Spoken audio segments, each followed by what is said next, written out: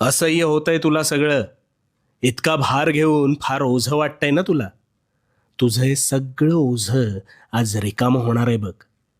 आता मी सांगतोय ना, ते कान उघडे ठेवून लक्षपूर्वक आणि शांतपणे ऐक.